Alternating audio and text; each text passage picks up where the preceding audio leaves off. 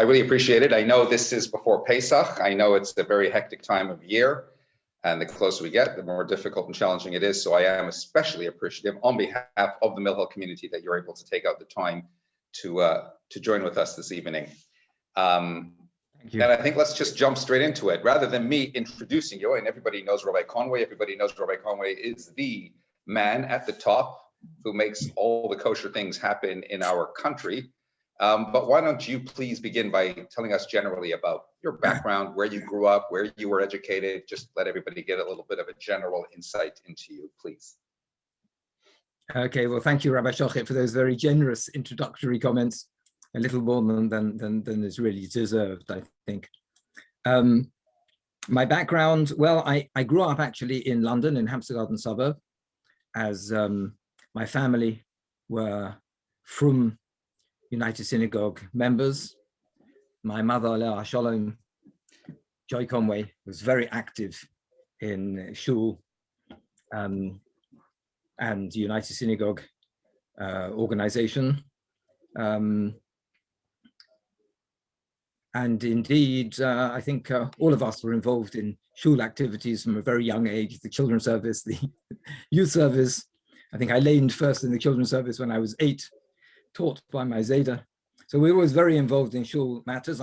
Actually, my father sent me to, initially I was at Menorah Primary School, but my dad took me out of there, soll er sein gesund und stark, and he sent me to University College School, UCS. Probably thought if I got a decent British secular education, I would become a lawyer or an architect or a consultant like him. And what actually happened to many boys from UCS is they became rabbis. There's quite a list of university college boys becoming rabbis. And yeah, well, after I left school, I went to study in Gatesy Yeshiva for several years, and then in the Mir in Yerushalayim. Later I learned in Kollel in Amsterdam for a couple of years. And that's a little bit of my background as a child and young man before we get to the rabbinate. And then at what stage, I guess, jumping straight into it, did you get into kashrus, or frankly, what made you go into kashrus? The rabbinate is a very broad scope. Kashrus is in each market. As so often happens in these things, it was completely by accident and unplanned and unintentioned. When my first job was as student chaplain, I was chaplain to the students, university students in London and the Southeast region, as it was called in those days, for a couple of years. And then I went into the rabbinate, the traditional community rabbinate. I became a Rav in the Beis HaMedrash HaGodol in Leeds, Street Lane Gardens, as it's known to many. And from there, I stumbled into kashrus, and it was really hashgacha pratis, you might say, or hakol toled b'mazel. Everything depends on mazel, and mazel indeed it was. My induction was planned, as you know, as they do these things months beforehand, and then I think about a couple of weeks before, and for some reason, Lord Jakubowicz, chief rabbi at the time, Zichron Livracha, notified us that he was unable to come up to Leeds, and Diane Ehrentreu, who at that time I think was a fairly new Rosh based in of London, agreed to step in. And Diane Ehrentreu came up to Leeds, and he decided there were all sorts of issues and questions about the kashrus in Leeds, and they had his own shechita at that time. I think uninvited by anybody, but being the Rosh based in, he took it onto himself to visit shechita, to stay overnight that Sunday evening in Leeds. And 6 o'clock in the morning, this young novice rabbi went together with Diane Ehrentreu to visit the shechita in Leeds. I think the poor shochet who'd been shechting there for years got the shock of his life when the Rosh based in suddenly appeared. And from there, we went on to inspect the butcher shops. I think there were, well, at least 3 butcher shops which stick in my mind. And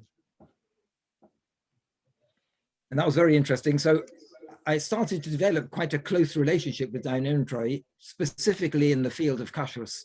In fact, at that time, the 3 rabbis of the 3 shuls in Leeds formed the local based in town, and they were in charge of kashrus, even though I was a community rabbi, but I was sort of significantly involved in Kashrut and Hashgacha. And when 2 or 3 years later, the United Synagogue was advertising for a director for this new organization, which was just set up. Previously, there'd been one communal organization, the Kashrut Commission of Blessed Memory. Some people may remember it.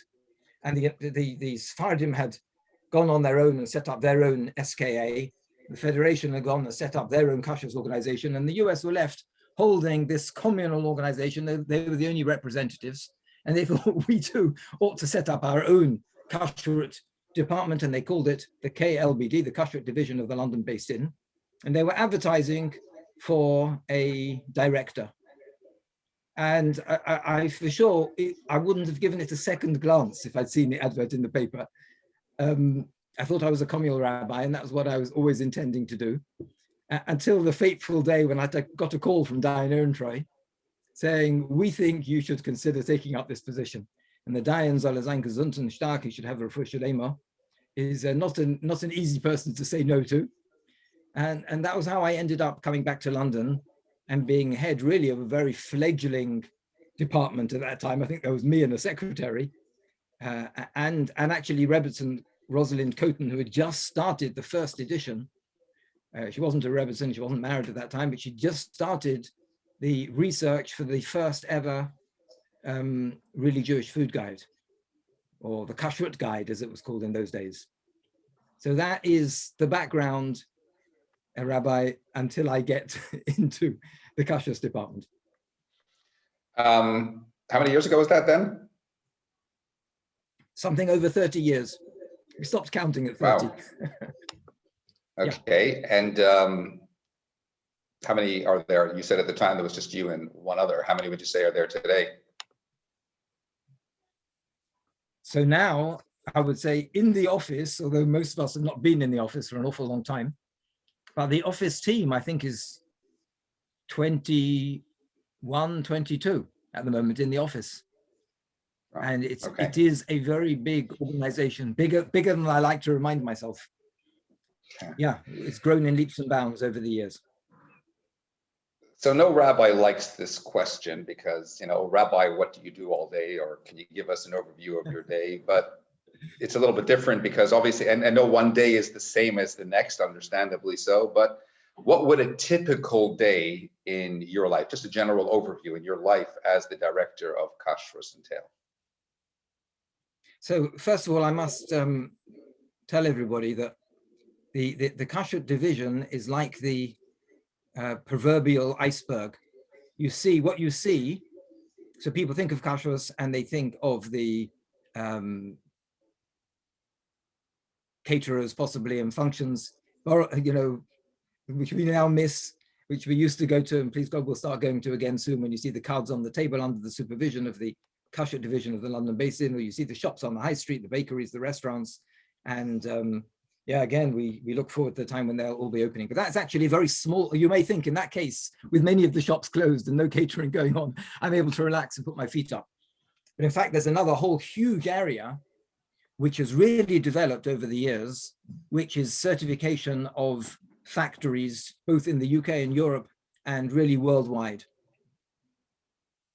This it's not something I started. When I joined the Kashrut division, I think there were 60 factories, probably all in the UK, and making predominantly raw materials, which they were exporting to Israel, and maybe sometimes to America. And the recipient, the customer, wants a kosher certificate for this product. They're only interested in these emulsifiers if they can use them in their kosher production. And therefore, there was an opportunity for a Kashrut organization, for the Beis Din, to go and visit factories and to investigate and to see whether we can approve this product and certify it as a kosher ingredient. It may require, it's not something that would be unusual. If it can't be certified, either because it's got non-kosher ingredients or because of the complexity of the product, then you'd have to send a mashgiach and do a batch production for a day, for 2 days, for a week, for this specific batch which is sent over to Israel. And that still happens to a certain extent. But on the whole, we're talking about factories which are very carefully controlled, as they are nowadays, with all sorts of quality control systems, ISO 9000, BS 5700, whatever it may be, different quality control standards, which enable us to add to it certain Kashrut quality control standards and to tie them up with a legal contract and to visit them only once or twice or maybe 3 times a year.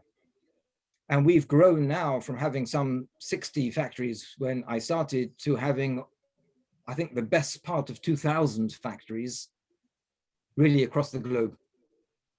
You asked me what I do all day. It has changed greatly over the years. Originally, I used to visit all these factories myself. A lot of my time was spent setting out early morning to an airport and going off to China and Malaysia and Turkey and Denmark and wherever it may be, and certainly across the UK.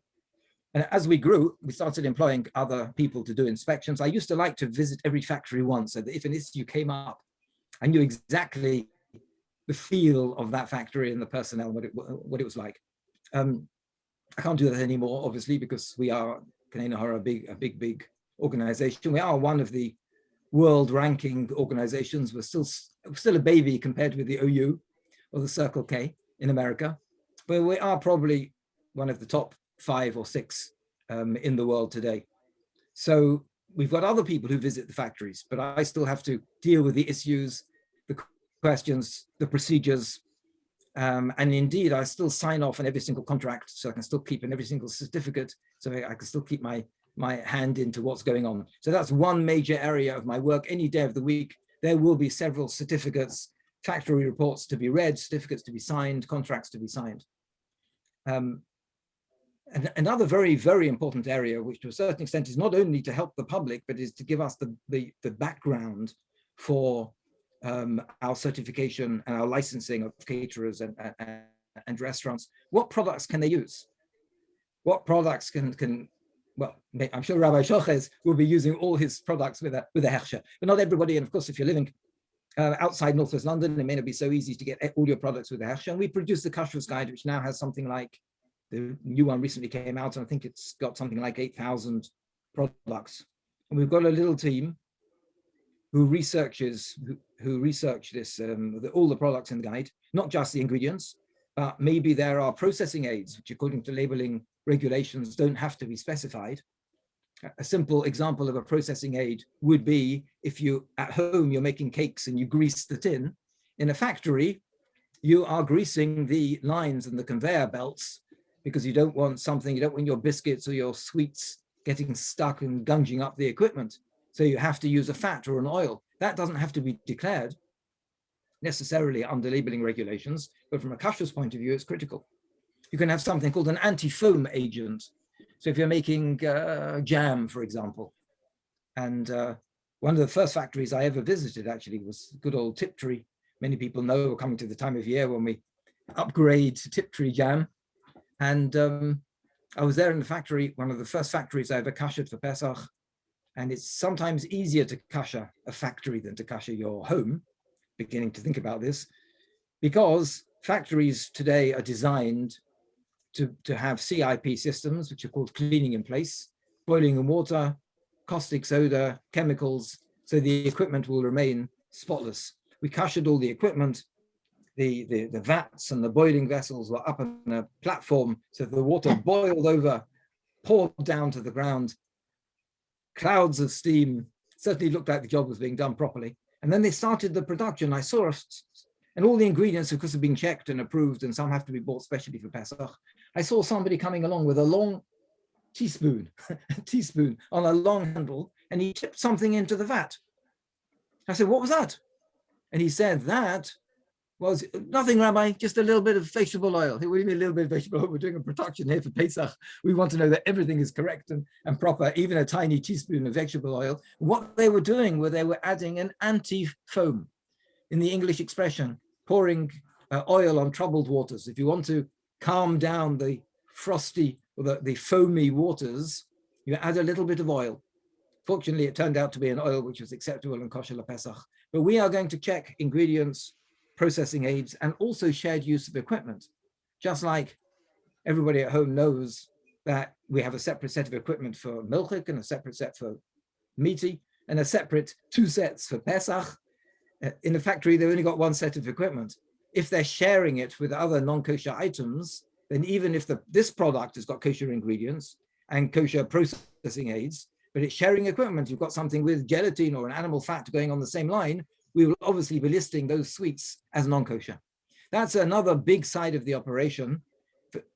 I don't know why I'm talking to Rabbi Shochet and he's making me think about what I started doing 30 years ago. I don't know why I'm still personally approving every single product for the Kashrut guide. Actually, I am, and that's another item which keeps me pretty busy. And then, as I say, well, there is the licensing and there's the catering, and sometimes I will pop down to a massive charity function for 1,000 people, which Tony Page is catering in the Dorchester or the Grosvenor House. And this can be a very complex operation. We don't leave a function with 1,000 people to be looked after by one shomer. They're probably using 3 or 4 kitchens, different areas in the building. They're serving from different entrances. And we will probably have a team of 4 or 5 shomrim in touch with one another by walkie-talkie. And it's a great time for Rabbi Conway to go down and visit, see how things are doing, to encourage the shomrim, because they've got a very, very tough job. You've got they're looking after a team of chefs, probably at least 30 people, usually all non-Jewish.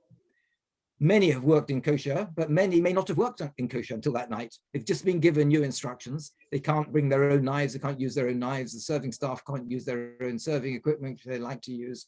All sorts of rules and regulations about turning on the ovens and such like. I'm sure there's a lot more, but all that is in part of my day, is most of my day.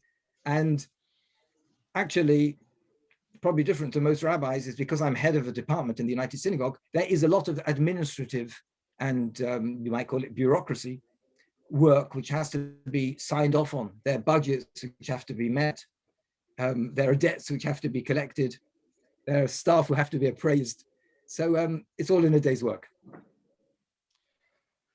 For just as a sidebar, because you've been in the business now for 30 years, but coming from that side of the world, it still surprises me when people say Circle K when it's OU and OK. Am I right? Well, it's okay. It's really OU because it's OU. It's known as OK. Sorry? The Hechsher in America, the other one, the OU, and the other one is called the OK, as opposed to Circle K. We call it the Circle K. Olav Shalom, Don Levy himself told me. But anyway, I have a question for you, since you mentioned that. Why would a factory choose to go to you instead of going to the OU or the OK?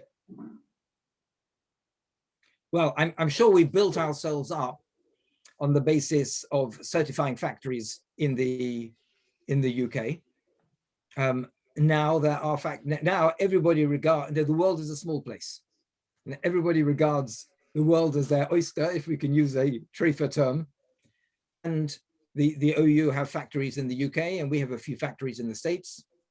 And certainly the rest of the world is an open market. Whoever gives the best service and charges the best price is likely to get the business. Obviously, there's a lot of marketing which goes into it. We attend a lot of food fairs. We meet a lot of people. We talk to a lot of people. I'd like to think if you do the job well, then you will acquire a reputation. But different to the OU and to the OK,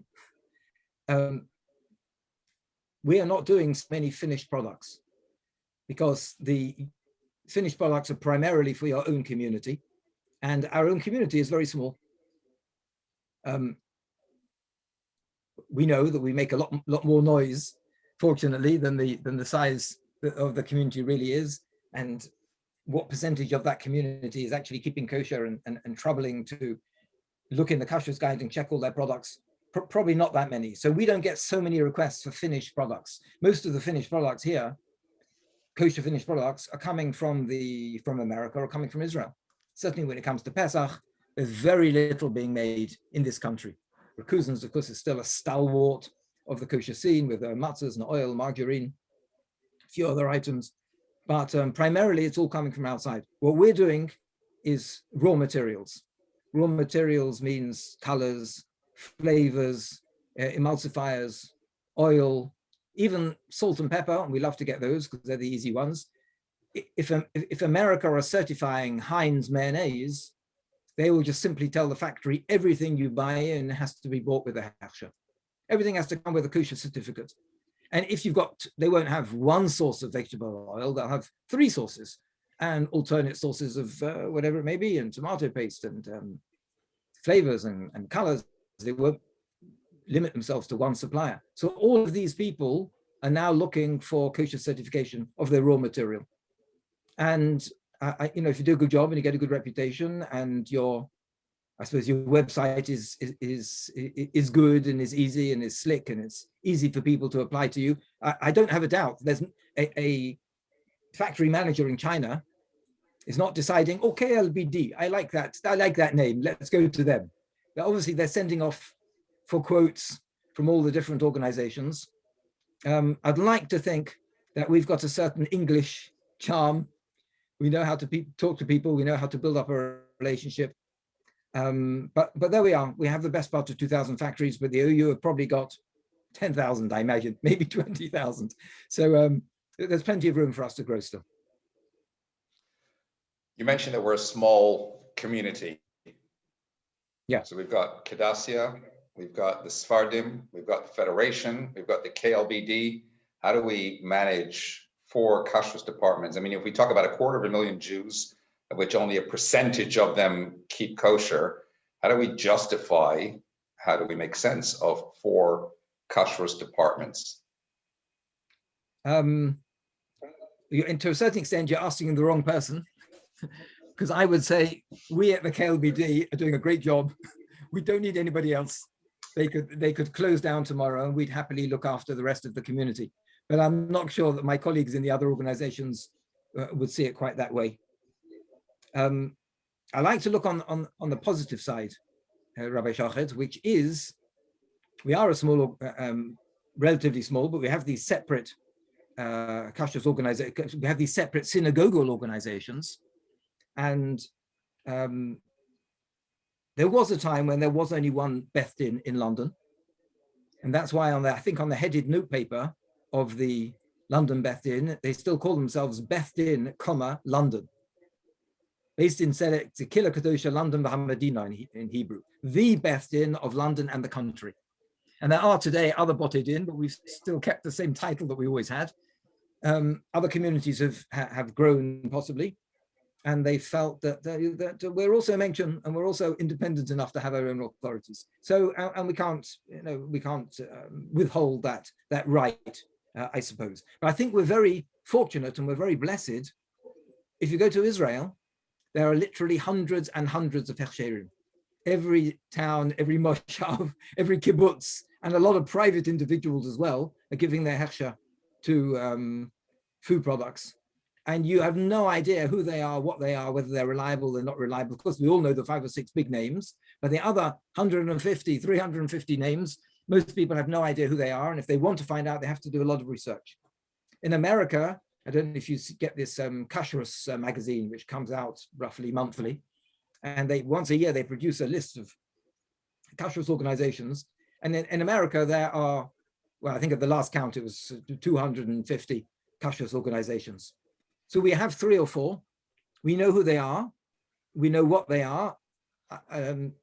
Some are maybe a little stricter. Maybe some are a little bit more lenient. Some do things one way, some do things another way. But we've got 4 organizations of a reliable standard with leaders. We know who they are. We know who the rabbis, the heads of the organizations are. And I think actually, there are advantages to having, I'm somewhat jealous of my colleagues in Johannesburg, where there's only one kashrut authority, even in Chicago, which is a lot bigger than us, where there's only one kashrut authority. In Toronto, there's only one kashrut authority. And of course, then you wield the whip and every restaurateur is under your thumb. And either they do what you want and they have the amount of hashgacha hours that you feel necessary, or they're not in the kosher business. Sadly, it's not like that here. When somebody applies to you for a license, you know that they're going to apply to somebody else for a license as well. The more hashgacha, which you'd like to put in place, the more expensive it's going to be. So you're always looking over your shoulder. And I don't personally think that's great for standards of kashrus. I tell you the truth, some years ago, I put together a scheme for all the kashrus authorities to come together. And I discussed it with my colleagues at the Federation, at the Sfardim. It wasn't going to be with Kadassia, but at least the three of us in the main UK synagogal Anglo-Jewish bodies. And I talked it over with the chief rabbi at the time, and everybody thought it was a great idea. And I had everybody on board because we decided that we won't start one new organization, but we'll cooperate together initially in a kind of tripartite body. Nobody will lose anything that they were earning previously, because whatever money they previously got from this licensee, they'll still keep. And we'll found a way of working together. And I won't mention any names, because in my 30 years, I've been through a number of presidents. But when it went, my great idea went up the ranks to the president of the United Synagogue. He said, competition is always good.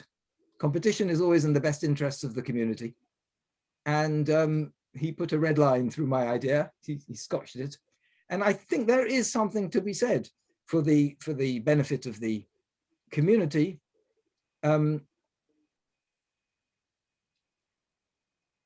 maybe even for the benefit of the kashrut authorities. Initially, yes, it would be nice if you wielded the rod and everything is under your control. But then it's a big responsibility to say no to somebody. And you may feel this is not something we want to take on, but there are other kashrut authorities in London. You go to them. If everybody decides to turn them down, then my decision was probably right to turn them down. And if others decide they feel they can take them on, so all credit to them. They've done that, and that's their right. So yes, you asked me a short question, perhaps a little bit of a long answer. It's okay, but since you mentioned in there, in the variation of the different kashrut authorities, how some are maybe more lenient than others, would that explain, because I know the audience here will always be wondering about that, why, say, certain kashrut authorities, or actually only the KLBD is allowed, say, in United Synagogues, but not so any of the other kashrut authorities? Is that to do with standards and certain particular methodology, etc.? I think it's absolutely right and correct for and I'm sure the Charity Commission would think the same thing. It is quite right for the United Synagogue to sweat their assets. They've invested a lot of money in premises. And it's interesting that nobody else, hardly, have the kind of catering halls that we have at Kinloss and St. John's Wood, Mill Hill, indeed, and at Hampstead Common Suburb, for example. We have some fabulous facilities. And it strikes me as being right and not in any way immoral, but probably the moral thing to do, to say we want to get the best out of these assets. They should be used by United Synagogue caterers, and therefore we promote the United Synagogue caterers. And that's probably the main reason that we are licensing almost all the caterers today. There's very, very few caterers who don't have a KLBD license, and that is usually for a special reason. But I will admit that the whole thing came about, I don't remember when, but maybe 15, 20 years ago, when we threw out a caterer for a blatant, what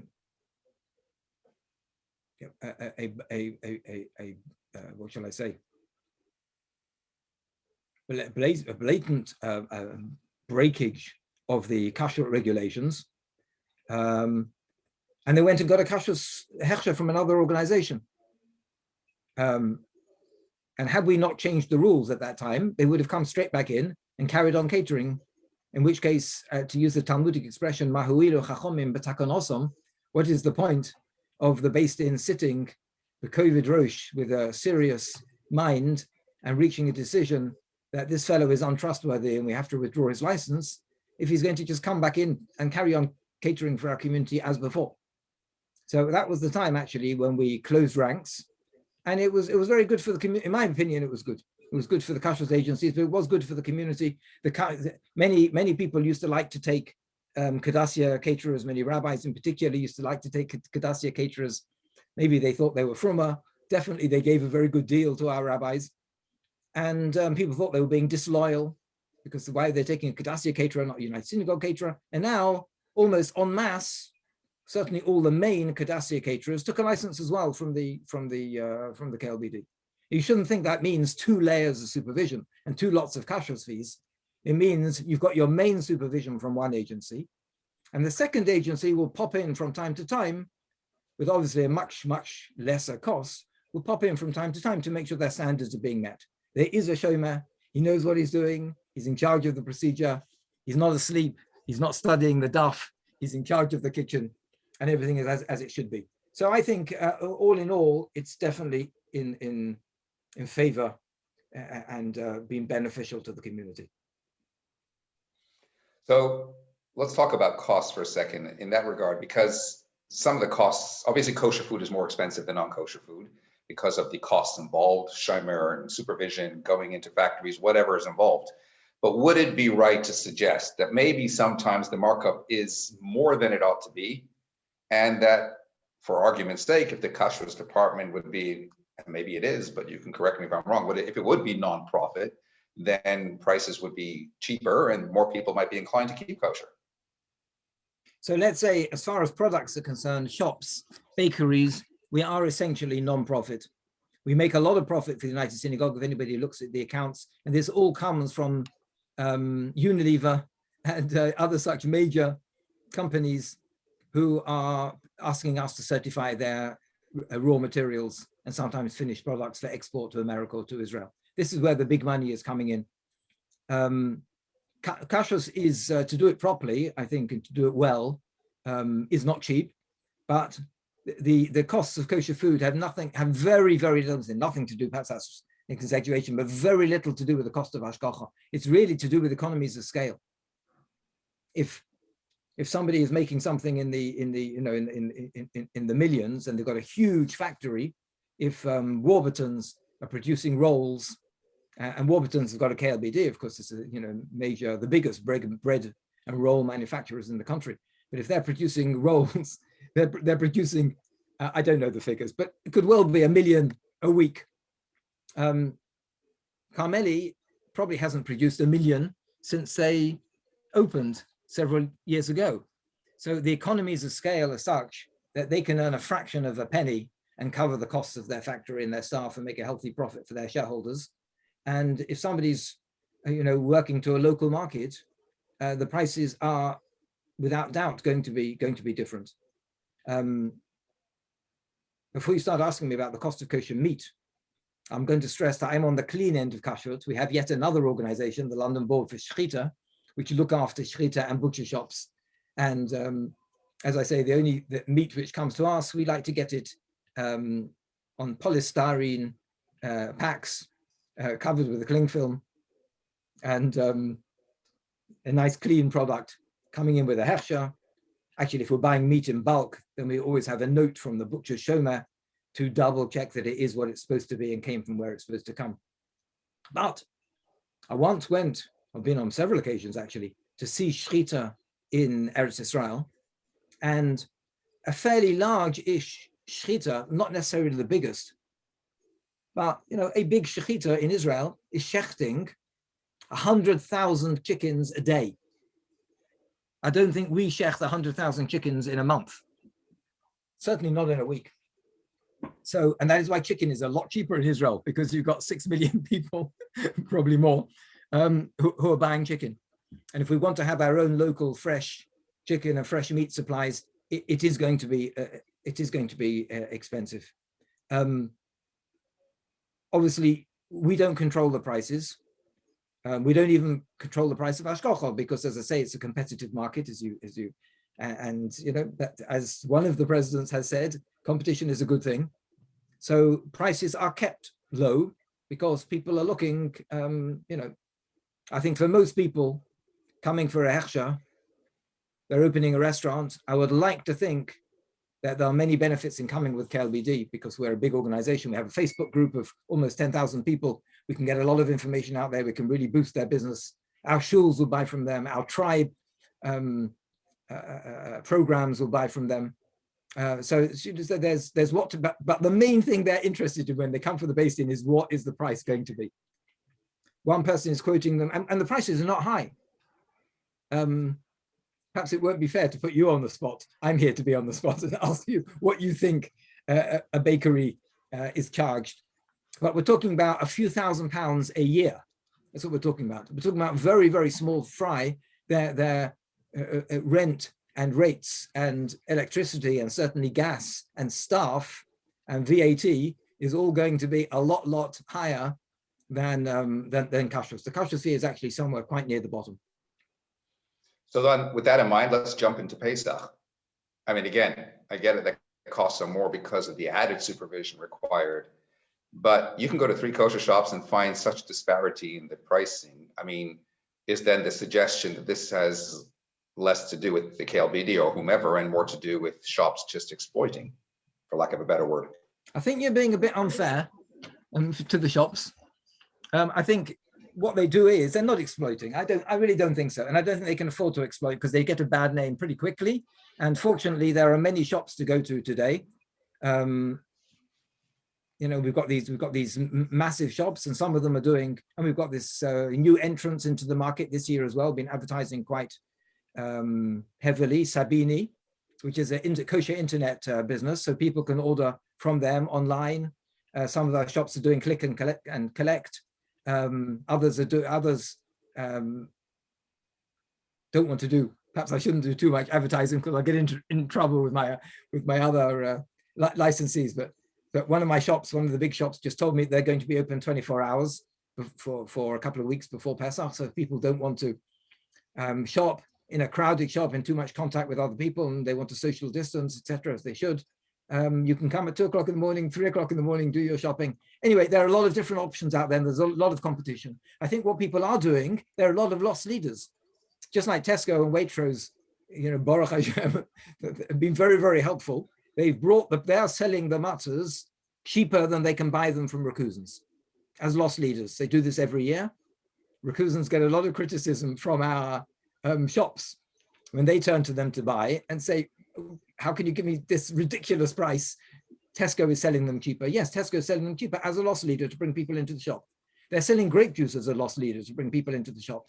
So it could be that other shops have really marked down some items, and they're the ones they advertise in the Jewish press and in the media, but they counterbalance that by putting the prices high on other items. So fortunately, one of the headaches I don't have is price control.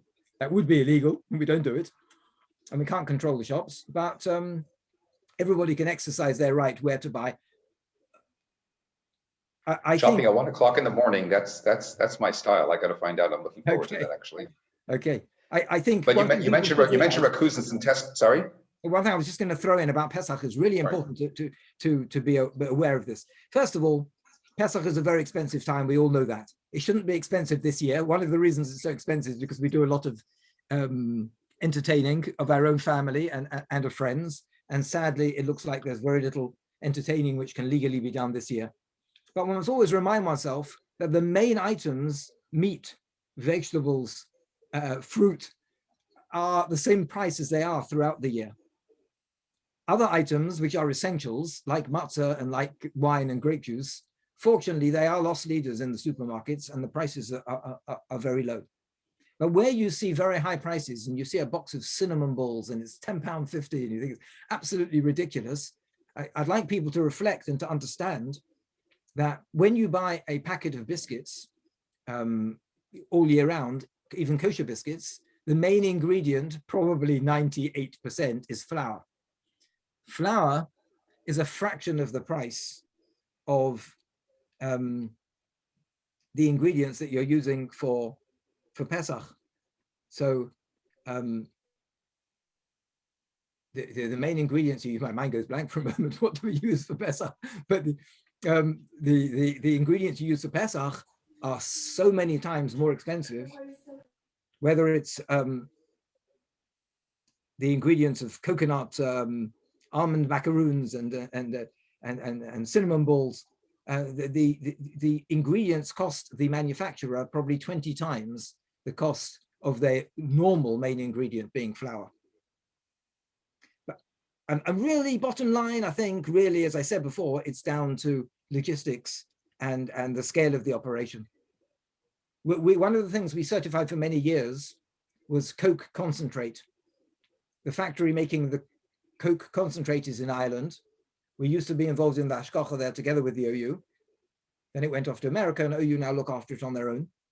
But it was amazing to see one of the main ingredients first ingredient of Coca-Cola is water.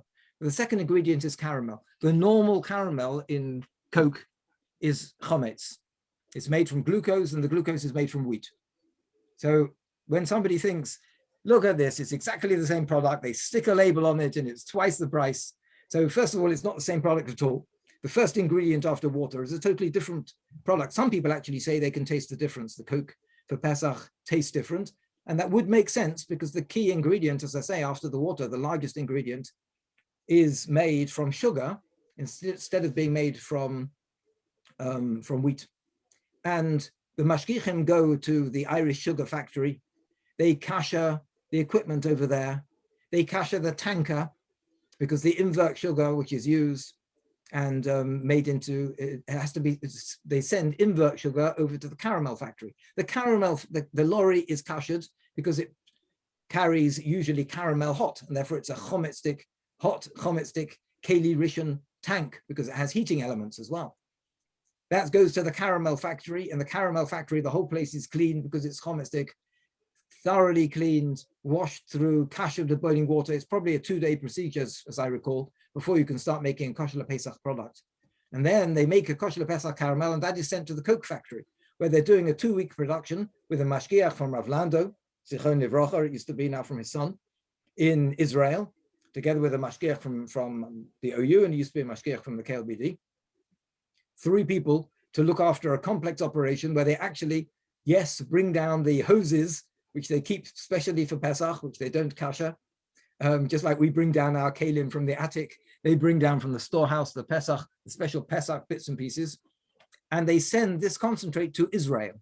And in Israel, they add the water and the sugar and the fizz in the factory in Bnei Barak. The best place to get the fizz is in Bnei Barak, of course.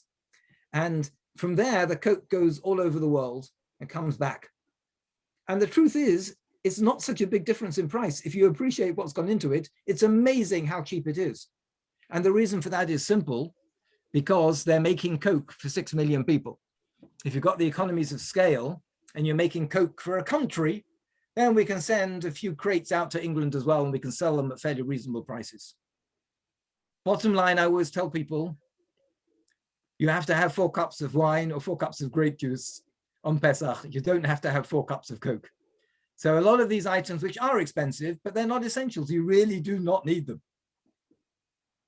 Although that I have to say was absolutely fascinating. I don't think anybody would have known that that's what goes into making a kosher for Pesach Coke. They just think it's something subtle that you have to change and stick on the label and weitergegangen, as they say. But here's the point. You mentioned Rakuzens, you mentioned Tesco's. So last year, owing to circumstances that we're in, the KLBD listed a range of products as being okay. And now when it comes to food, something is either kosher or it's not. So how do we explain to people that until last year, some coffee was kosher for Pesach, and last year almost all coffee was kosher for Pesach? Or to put the question differently, how will we tell people next year you can't use the coffee that you used last year? Yes, it's a very good question. And believe me, we've been worrying about this. And we've been chewing this one over both for this year and, as you say, looking toward to the future. But before we answer your specific question, let's just go back a little bit. And I'd like to remind people that until probably 500 years ago, there weren't manufactured products for Pesach. Products came off a tree, they were dug out of the ground, they were made in a bakery. I suppose that's a manufactured product. You certainly didn't have Coca-Cola or anything like it. The first product to come along really as a commercially produced product where you couldn't relate it to the tree or to the plant was sugar. And the Ramah in Shulchan Aruch brings the Trumas Hadeshen, one of the great 15th century halachists, who says that sugar has to be produced under supervision. So when people say it's all a new Naya Maisa, they come with their new stringencies and their new chumras and they start making new inventions. What could possibly be wrong with sugar? All sorts of things could potentially be wrong with sugar in terms of the processing aids and the flocculants and the enzymes and the processing aids, which are the antifoams indeed, which are used. But fortunately, and it's true that Trumas Hadeshin ruled that if you're making something and it's being made by non-Jews, then even if we're lenient the rest of the year, for Pesach, one has to be stringent and have it made under hashgacha. Why is that? Well, the poskim will use this expression, mishum chumra de chometz, because of the stringency of chometz. They're only, and what is the stringency of chometz? That it has, consuming chometz on Pesach is a very serious prohibition, which gets the punishment of kores, of the soul being cut off, whatever that means. We won't go now. We'll say the rabbi will give a share on that another time. But whatever it is, we know it's a very stringent, very, very stringent punishment, and it only applies to 3 areas of food. And you'll immediately recognize that in all 3 were very, very strict. One is the consumption of blood. And as you know, we're terribly particular not to consume any blood. We check the eggs indeed, in case there's a blood spot. And if there's a blood spot, we reject the whole egg because of that tiny speck of blood. All our meat has been salted, or sometimes roasted if it's liver, to make sure there's no blood left. Why do we go to these great lengths not to consume any blood? Because it's an issa kores. Another question, which if there was time, the rabbi no doubt would throw at me, is the question of hindquarters. We don't eat the hindquarters, and why don't we eat them? And in Israel, some people do. Generally speaking, across Europe, and indeed in America, we've mentioned the OU several times. Let's mention them again because they're sort of the gold standard. You can't eat hindquarters in restaurants in America. So people think you can sometimes, but it's usually a sort of an artificial copy.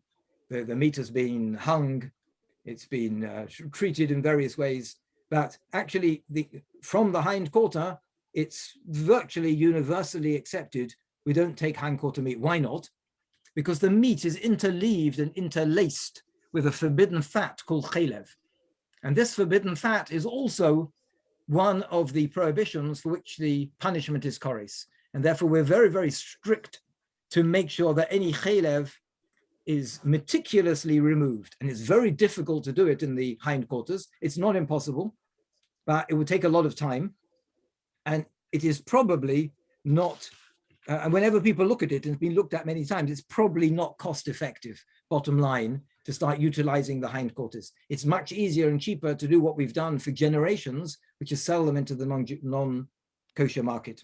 Anyway, I mentioned blood, I mentioned chalev, the forbidden fats, and the third one is chometz. Mishum chumra de chometz, we make everything under supervision. So the truth is, Rabbi Yitzchok, you've mentioned coffee, but the great breakthrough last year really was, not that we were allowing all coffee, but we kosher certified coffee, and it could by rights have a KLBDP. Sadly, we haven't yet convinced Nescafe or Nestle that they should put a KLBDP logo on the label. They're very protective of their labels, but it is kosher certified. They're tied up with a legal contract. All the ingredients and processing aids throughout the year meet the Pesach standard. We did the same thing with Tate and Lyle, granulated sugar, the Demerara sugar, caster sugar. Don't rely on what I say in this talk, but check the list, please. They're all KLBDP, and they have actually a little logo on the pack. So we feel we're falling within the halachic policies laid down by generations of halachists, that things should be made supervised for Pesach. Now, last year, of course, things were very, very difficult indeed.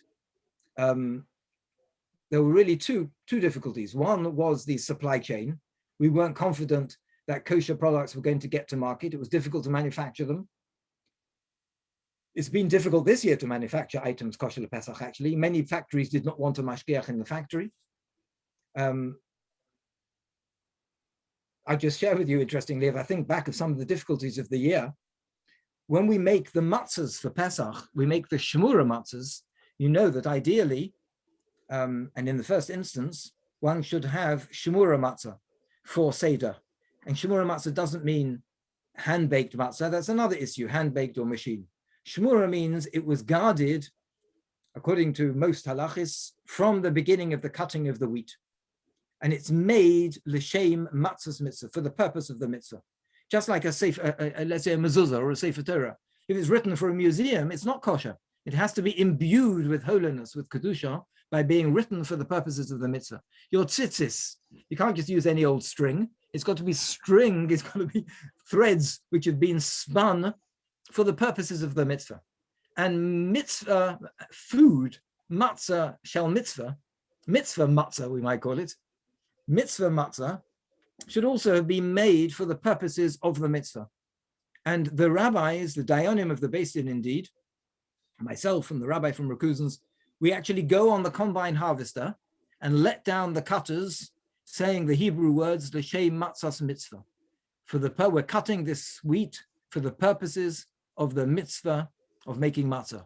And that is the way to make matzah. And that's what we do every single year. In the summertime, the big end of the summer, when we harvest the wheat, we go out to the countryside.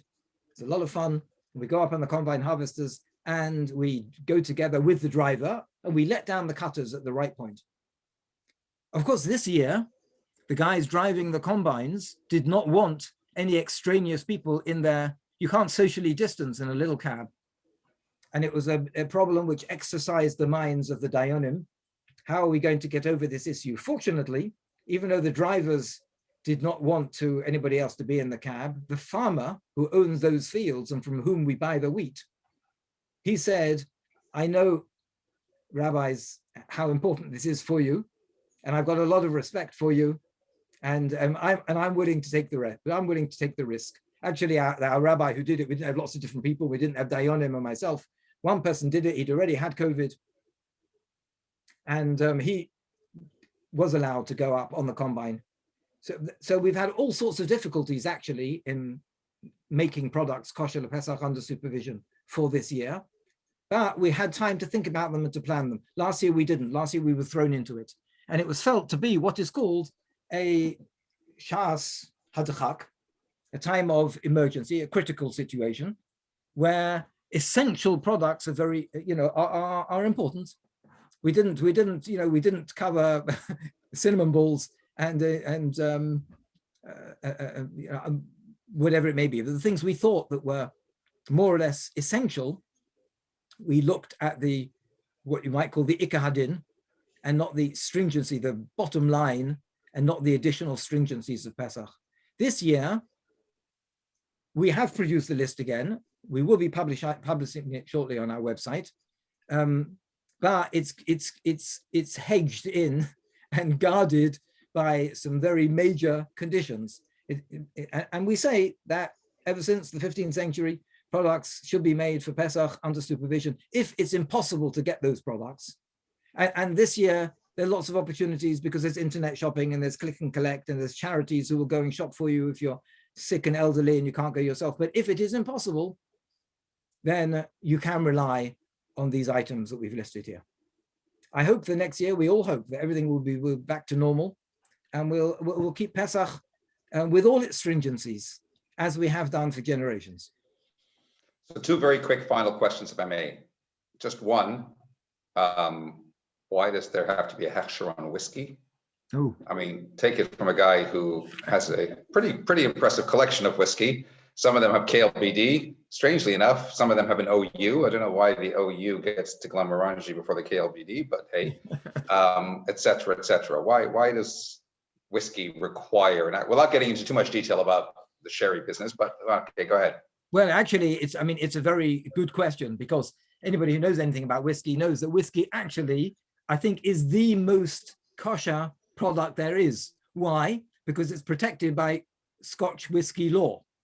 That you're only allowed to have certain very limited ingredients, and you know, barley and hops and water, caramel, and you're not allowed by law to add anything else. If they did, they would lose their license. The factory would be closed down. There's no other product like that. You know, lemonade, Coke can change. I'm sure they haven't changed their recipe for a long time, but they can if they want. They can put in whatever they want. It's their product.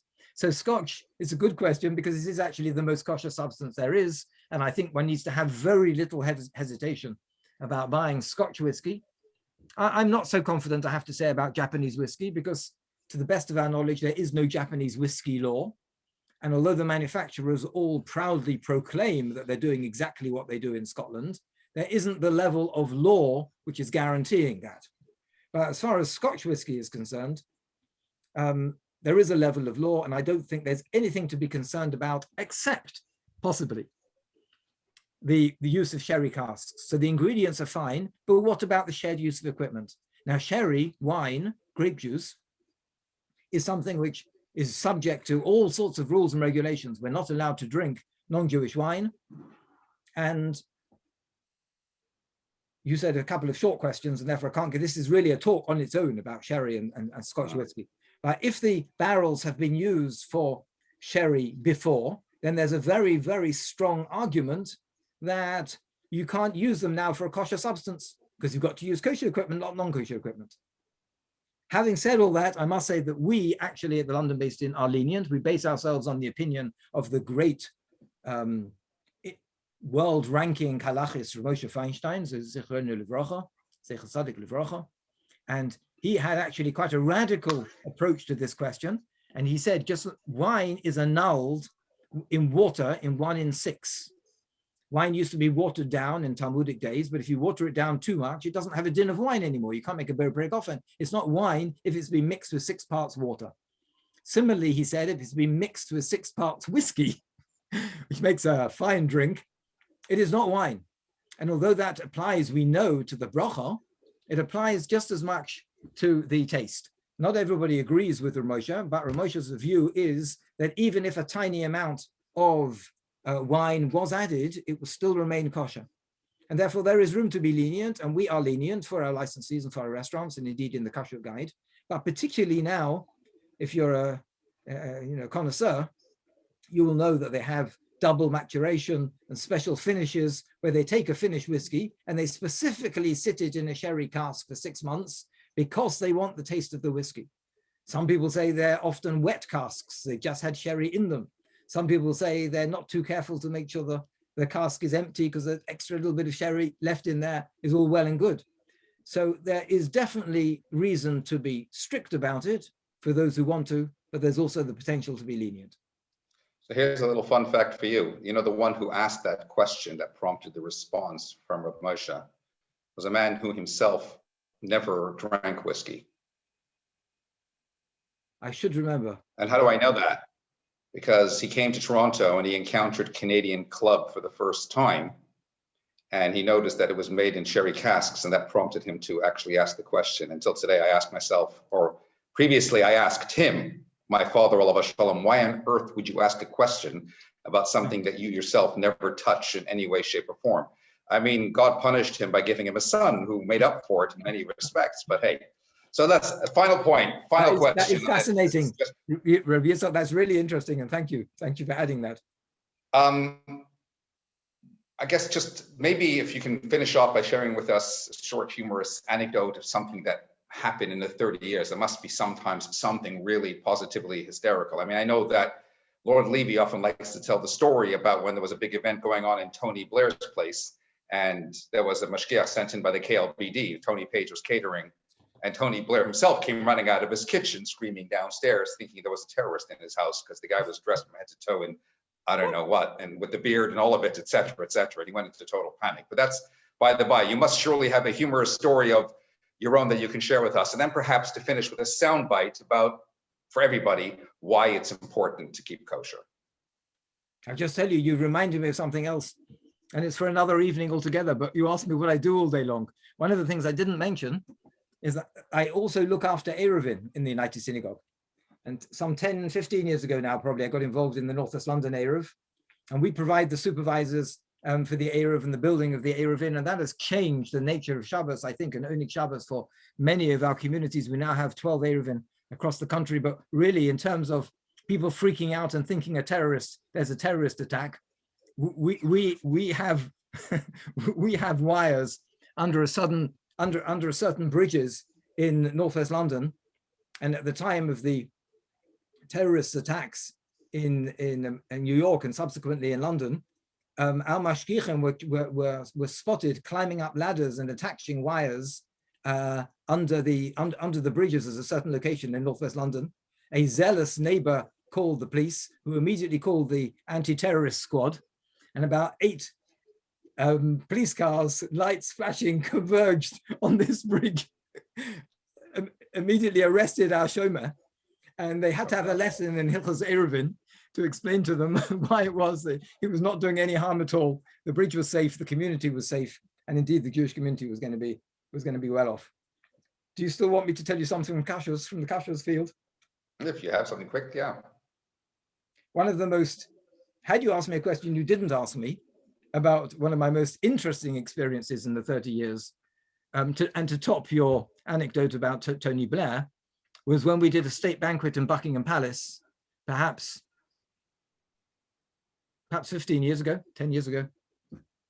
Asa Weitzman, president of the State of Israel, was invited to England, and the Queen hosted him with a state banquet in Buckingham Palace, the first and the best and the only time a state banquet has been catered kosher, or at least part of the guests were kosher catered.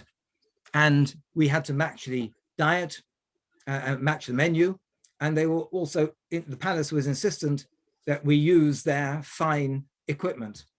And so we had to kasher the cutlery and crockery of Buckingham Palace. And how did we do that? Oh, you've reminded me of another anecdote. You can go so easily from one anecdote to another about the time. Yes, indeed, it was Tony Page. You mentioned his name.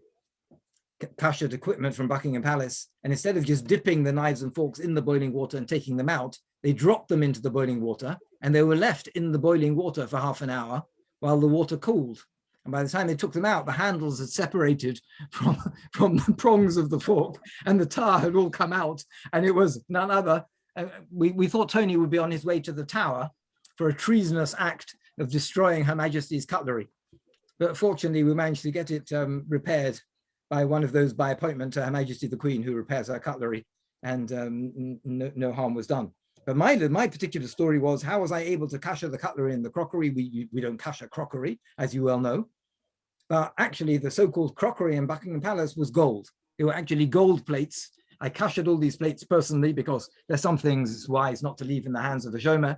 And I went to Buckingham Palace and I kashered the plates we're going to use. And I added a little KLBD sticky label on the bottom so we'd know which were our 60 plates.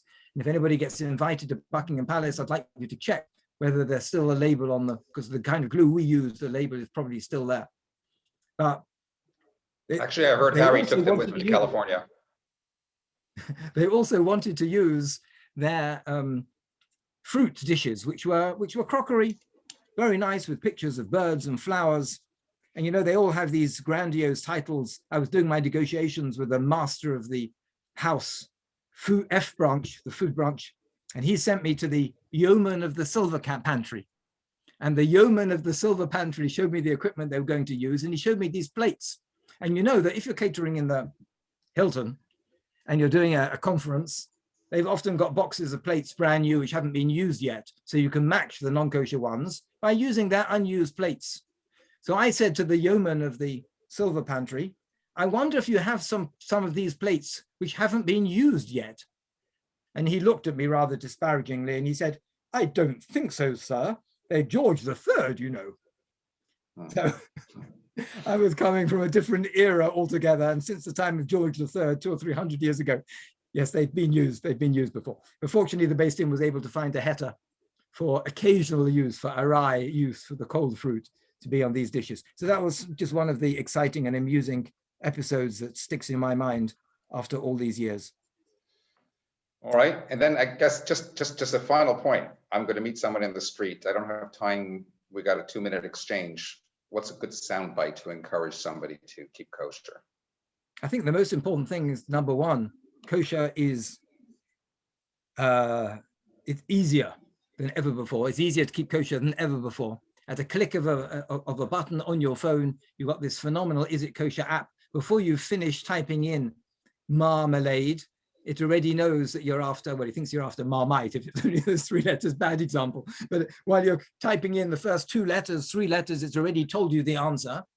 You've got all the information you need. If there's something more complex, we've got a phenomenal Facebook site with a wonderful young lady, Michal, who looks after all the queries that come in virtually 24 hours a day. It's easier to keep kosher than ever before. There are more products than ever before.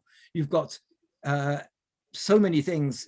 Whether you're in Aberdeen or Colchester, you can go to the supermarkets, you can get your Warburton's bread, your Hovis bread, you can find products which are kosher wherever you may be. And if you're abroad, you can find things with an OU as well, whether you're in Alaska or whether you're in Malaysia. Quite incredible. You go into the supermarkets, you'll find products which are kosher. But it's also more important than ever before. And the uniqueness of kosher is that it's one mitzvah, but it's all encompassing. Because we eat, most of us, every 2 hours, from our initial coffee when we get up in the morning to breakfast to 11s to a snack to your midday break.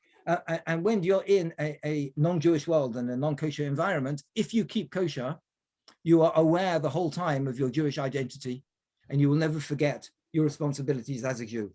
And therefore, I would say to parents, bring your children up to keep kosher, and you know that they'll stay Jewish. It's the all-encompassing mitzvah which ensures that we remain Jewish throughout our lives.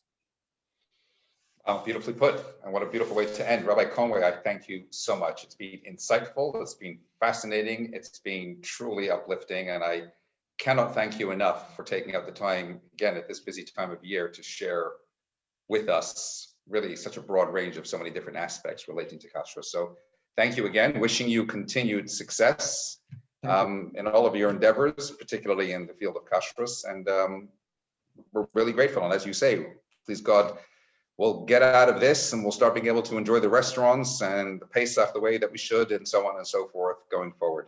So thank you. Wishing you a kosher and Trelech and Pesach and everything good. You have to say a Chag kosher v'sameach, a happy and kosher Passover to everyone.